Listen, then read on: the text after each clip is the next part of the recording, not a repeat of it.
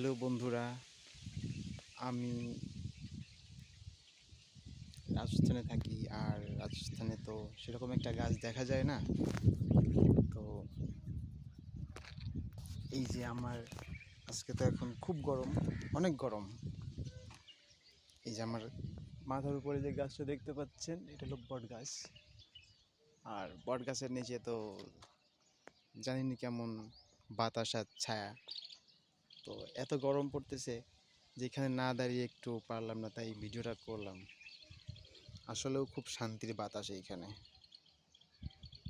ও উপরের গাছগুলো দেখলেই বুঝতে পারবেন যে কেমন বাতাস হচ্ছে। আর এই গাছে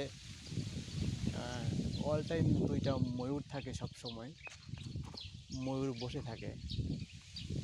আমি একটু দেখানোর চেষ্টা করতেছি ময়ূরটা কোথায়।